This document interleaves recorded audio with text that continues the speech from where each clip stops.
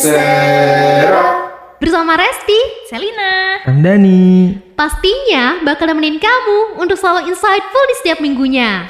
Yap, podcast ini membahas seputar percintaan anak remaja sampai prospek karir masa depan. Terserah, so insightful.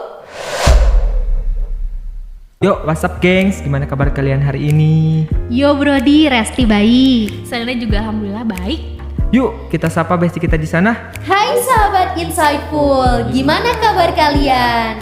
Semoga selalu dalam keadaan baik ya. Pastinya untuk selalu mendapatkan insight di setiap minggunya sesuai dengan tagline kita. Amin. Sekarang kamu sedang mendengarkan episode 1 Cita-Cita yang mengambil judul How Gen Z to be a Professional PR. Cila, keren banget. Tapi apa sih Kak PR itu dan kenapa harus dikatakan profesional? Cie, bestie penasaran ya? Kita akan bahas tuntas di sini, so stay tune on Resera, so insightful. Menurut IPRA atau International Public Relations Association, bahwa public relation merupakan suatu kegiatan yang saling pengertian untuk mendapatkan sisi positif atau citra baik dari masyarakat. Nah, menurut Frank Jeffkin tahun 2004 bahwa public relation adalah semua bentuk komunikasi yang terencana, baik itu ke dalam maupun keluar, antara suatu organisasi dengan semua halayaknya, dalam rangka mencapai tujuan-tujuan spesifik yang berlandaskan pada saling pengertian. Oke, aku jadi bisa simpulin ya bahwa public relation itu bagaimana seorang PR bisa menciptakan suatu komunikasi baik dari dalam maupun keluar, yang mana isi dari komunikasi tersebut membentuk suatu pengertian publik sehingga terciptalah image dari perusahaan itu sendiri. Exactly, PR adalah garda terdepan dari suatu perusahaan. PR juga adalah lidahnya dari perusahaan, dan PR juga adalah jembatan dari perusahaan terhadap publiknya. Nah betul banget teh. Nah for your information, bahwa salah satu kunci kesuksesan perusahaan biar bisa dikenal di mata masyarakatnya yaitu gimana? Yaitu melalui branding dan penjagaan citra oleh PR itu sendiri. Jadi selain keren menjadi sosok PR, lumayan juga ya tugasnya. Jadi ya tinggal gimana caranya supaya kita bisa menjadi PR profesional. Yap, betul banget Teh Res. Nah, sebenarnya apa sih kaitan antara PR dan profesional? Sebelumnya Teh Selin akan bacain apa itu pengertian dari kata profesional. Jadi, menurut Kamus Besar Bahasa Indonesia, bahwa arti kata profesionalisme adalah sebuah mutu, kualitas, dan tindak tanduk yang merupakan ciri suatu profesi atau orang yang profesional. Jadi sebenarnya kata profesional ini tidak serta-merta dimiliki oleh seorang public relation aja, tapi dari semua lini pekerjaan. Nah, untuk public relation profesional ini, bagaimana caranya kita bisa menjalankan suatu pekerjaan PR dengan mutu dan kualitas yang baik yang telah diatur dalam etika perhumasan. Jadi memang di sini ada nih etika kehumasan yang udah diatur dalam kode etik kehumasan. Nah betul banget Esel. Sekarang aku bakal jelasin lebih lanjut. Untuk di Indonesia itu sendiri, menjaga etika kehumasan itu kayak berlaku jujur untuk menyebarkan informasi yang ada, menjaga kerahasiaan dari perusahaan dengan sebaik-baiknya, menjalin hubungan dengan pihak internal, yakni kepada pimpinan, karyawan, staf-staf lainnya, dan kemudian menjalin hubungan baik dengan pihak eksternal melalui media dan publik, serta menjaga kepercayaan dan menjaga nama baik perusahaan di mata publik. Nah, jadi begitu sahabat Insight, sekarang sudah paham kan? Wih, pasti paham sih. Keren ya penjelasan dari Tessa dan Kang Ramdhani. Nah, sebenarnya anak-anak remaja saat ini udah mengenal yang namanya humas atau public relation loh. Kang Teh pernah rasain kan waktu dulu di sekolah? Nah, iya betul banget. Biasanya nih ya, kalau anak SMP dan SMA tuh banyak banget dari mereka kalau buat pentas seni atau acara apapun yang melibatkan humas. Iya, betul. Nah, humas ini sebenarnya tuh udah dikenal lama ya oleh kalangan remaja saat ini. Soalnya remaja saat ini tuh lebih kreatif gitu loh untuk bikin acara gitu. Sampai undang bintang tamu atau perizinan dari pihak eksternal. Wih, Nah, keren. ya betul Teh. Kalau dari aku ya, yang aku rasain di rumah dari sekolah ini lebih kepada bagaimana menghubungi pihak-pihak eksternal untuk bisa diundang ke dalam acara atau event tersebut. Iya. Tapi dari kenyataannya tugas sebenarnya itu gak cuman itu aja loh. Banyak sekali tugas humas Pasti yang sih banyak banget menarik. ya Teh ya. Benar. Sebab prospeknya pun sangat besar di industri saat ini, karena hari ini sudah banyak perusahaan dari startup yang mulai berkembang dan menjadi perusahaan besar. Kayak gimana tuh? Contohnya itu kayak Gojek, Shopee, Tokopedia, Traveloka yang membutuhkan sosok PR. Oh, iya benar. Dengan adanya PR akan membuat branding citra perusahaan menjadi baik dan konsisten agar tetap positif di mata masyarakat. Widih, keren abis. Iya, betul banget tadi apa yang udah dikatakan sama Kang Ramdhani. Nah, tadi kan sempat disinggung tuh kata humas dan public relation ya. Iya betul. Nah, aku mau menjelaskan sedikit nih. Sebenarnya pemaknaan dari humas dan public relation itu sendiri sama ya. Menjaga citra itu menjaga Iya. hubungan baik juga kan. Iya. Tapi di sini terdapat sebuah perbedaan tugas yang lebih kompleks lagi bagi public relation dibanding humas itu sendiri. Apa tuh? Nah, humas itu secara tugasnya lebih kepada konvensional, sedangkan benar. public relation itu lebih modern Iya. gitu. Nah, sebenarnya tugas humas dan PR ini masih sama, dari yang suka menulis, menganalisis, memiliki public speaking yang baik. Namun, yang membedakannya adalah PR ini kan muncul di era saat ini ya. Iya. Nah, semua yang terintegrasi dengan Internet of Things pastinya atau IoT dan Artificial Intelligence atau AI. Nah, itu dia perbedaannya. Jadi, PR sekarang tuh harus melek deh sama teknologi, harus mau mengupgrade skillnya, karena dengan internet, selain menjadi lebih mudah, pastinya menjadi lebih banyak resikonya juga dong. Iya sih, pasti betul. banget, Sel. Karena tadi sempat disinggung mengenai kehadiran internet, itu sendiri menjadi mudah atau menjadi lebih baik atau resikonya. Iya. Nah, itulah tantangan PR saat ini bagi generasi Z. Meskipun Gen Z ini identik dekat dengan internet ya, Bener banget. Iya. kayak udah jadi bestie gitu. Bestie banget. Facebook, sosmed, apa-apa, mbah Google. Tapi gak banyak yang tahu kalau dari internet ini membawa generasi Z itu harus lebih jago dari tools-toolsnya yang ada di internetnya. Betul banget, betul. Sebab inilah tantangannya. Dan aku percaya aja sih bahwa anak zaman sekarang pintar nguliknya. Wah, Iya, apalagi bener banget. sama internet Dan- ya. Iya. Ya, dan apalagi kalau udah ada sangkut pautnya sama teknologi. Cuman yang jadi PR-nya adalah Gen Z harus bisa memanfaatkan teknologi dengan baik dan bijak. Itu dia kuncinya. Baik dan bijak. Ya. Banget. Nah, betul ya, bijak dalam berinternet kata Ramdhani tadi. Nah, sekarang yang menjadi pertanyaan, apa aja sih tips-tipsnya supaya Gen Z ini bisa menjadi seorang PR yang profesional, dan gimana caranya supaya kita bijak dalam berinternet? Jadi sahabat Insight, kita ada golden experience nih dari Teresti biar menginspirasi dan mendorong semangat kita buat makin ambis untuk menjadi the real professional PR. Simak baik-baik ya, gengs. Wih, Silakan, hatur Teresti. nuhun loh Teh Selina, aku jadi malu. Tapi semoga ini sangat bermanfaat dan sangat menjadi insight buat sahabat Insight. Betul banget. Jadi aku mau sedikit cerita ya. Silakan. Pada saat itu di Sidoarjo bulan November tahun 2022, di situ kan rombongan dari UM Bandung ini melakukan perlombaan di UMSIDA atau Universitas Muhammadiyah Sidoarjo. Kebetulan aku menjadi salah satu bagian darinya untuk mengikuti ajang perlombaan tersebut, alhamdulillah. Jadi ajang perlombaan itu dikhususkan untuk jurusan Ilkom aja ya. Di situ tuh sebenarnya macam-macam kategorinya perlombaannya. Ada lomba TikTok, ada lomba fotografi, ada lomba news anchor, dan jurnalistik. Kebetulan aku ini ikut lomba public relation. Iya, pada saat itu sistem lombanya kita berkelompok. Jadi ceritanya perkumpulan para tim PR nih, gimana caranya untuk bisa mengatasi permasalahan krisis yang terjadi di FIFA World Cup tahun 2022 lalu. Kan banyak tuh kasusnya. Banget. Nah, salah satunya adalah krisis isu penonton bayaran yang dibahas dalam kelompokku. Di situ kami ditantang gimana caranya kita sebagai PR untuk bisa meredakan isu tersebut.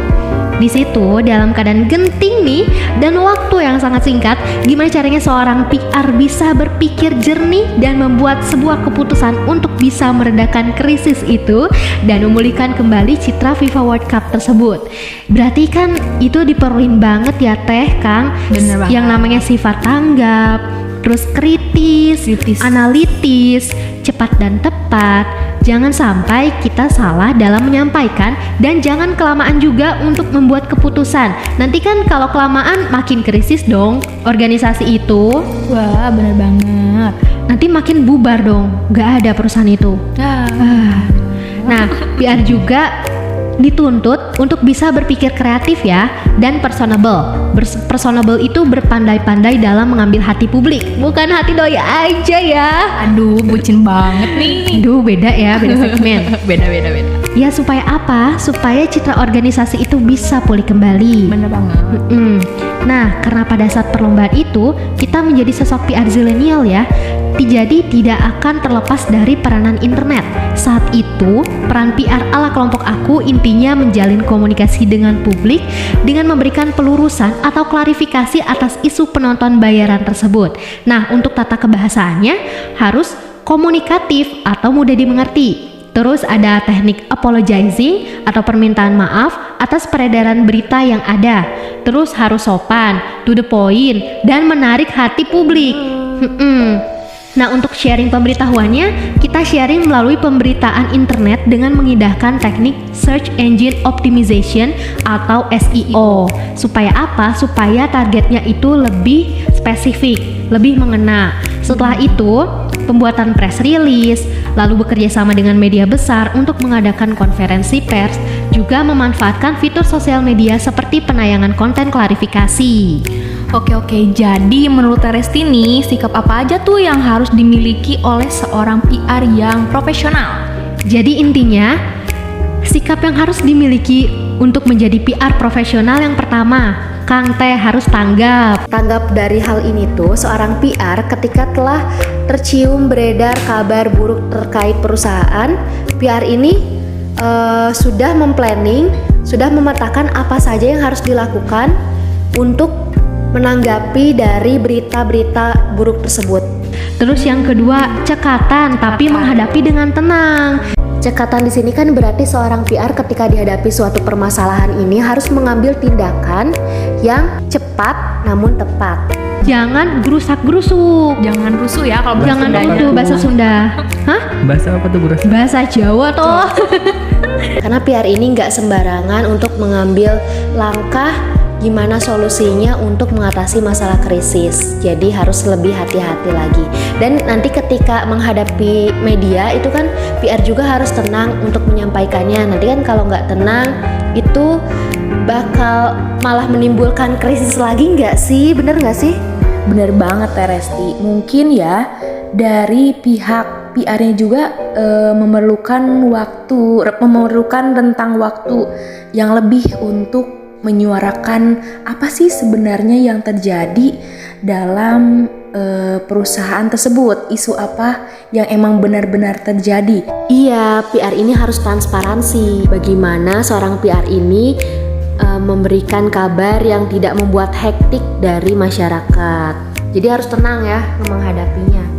Nah, benar banget. Jadi gimana sih cara si PR tuh menghold si isu itu bahwa emang itu tuh tidak terjadi dan si perusahaannya itu baik-baik saja gitu, menenangkan kepada masyarakat, menenangkan kepada halayak umum. Terus yang ketiga harus kritis. Pasti ya. Pasti dong. Nah, kenapa harus kritis? Karena di saat kita menghadapi suatu krisis dari perusahaan, sebelum bertindak kan kita harus menganalisis terlebih dahulu apa sih yang menjadi akar permasalahan sehingga krisis itu menimpa perusahaan tersebut. Nah, dari hasil analisis ini kita telah mengetahui dan mengidentifikasi apa yang menjadi akar permasalahan tersebut. Selanjutnya, kita harus bisa berpikir kreatif. Maksudnya adalah tindakan apa yang akan kita lakukan agar perusahaan itu tuh krisisnya berkurang. atau mereda. Nah itu tuh diperlukan berpikir kreatif, tindakan apa ya, seperti menghubungi dengan pihak media, lalu meluncurkan sebuah press release, lalu kita bisa bekerja sama dengan influencer yang ada di sosial media. Itu contohnya. Yang kelima, personable atau mampu menarik hati publik. Jadi maksudnya adalah dari tindakan-tindakannya PR, gerakannya PR, dan tutur kebahasaannya PR yang disampaikan kepada publik ini harus mampu menarik hati publik terhadap perusahaan yang menjadi mitra pekerjaannya. Nah, yang terakhir nih, sikap yang harus dimiliki oleh seorang PR profesional itu harus adaptable atau mudah beradaptasi dari lingkungan baru.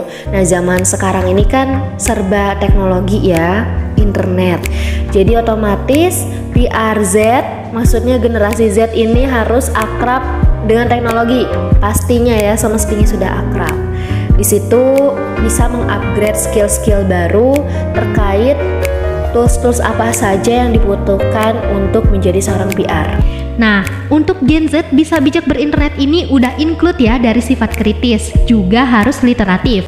Nah, literatif ini jika sahabat insightful menemukan sebuah judul berita yang sangat menarik judulnya, nah itu tuh dipastikan berita tersebut tidak serta-merta benar juga keberadaannya. Jadi memang harus dibaca dari awal sampai akhir. Dan juga sahabat insightful bisa memeriksa berita-berita itu melalui cekfakta.com. Cekfakta.com ini merupakan sebuah website untuk mengecek apakah berita tersebut hoax atau fakta keberadaannya.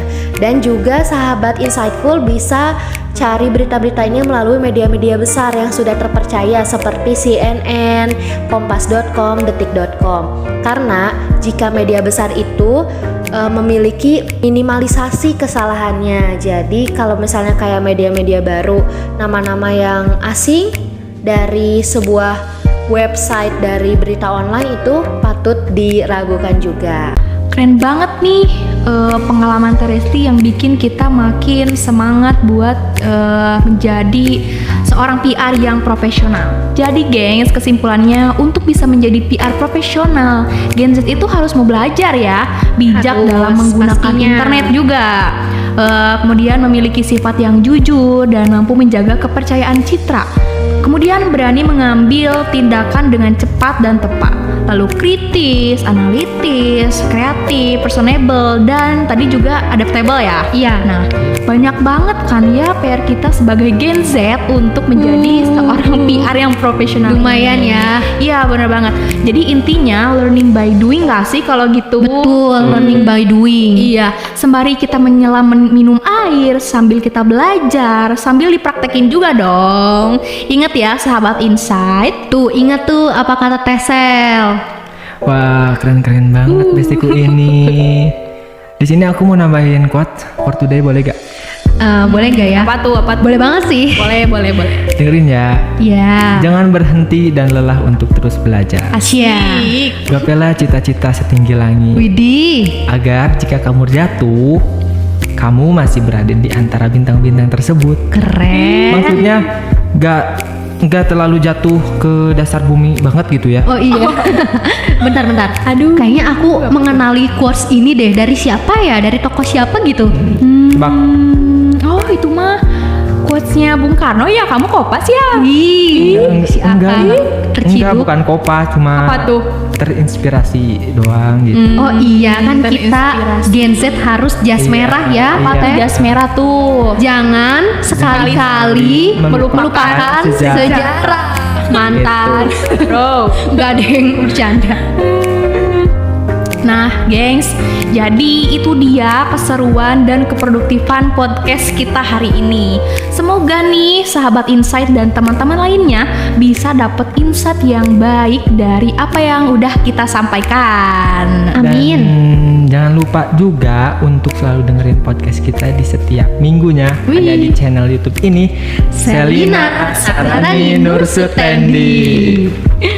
Oke gengs, Selina pamit. Ramdhani pamit. Resti juga pamit. Terima kasih yang telah mendengarkan. Bye.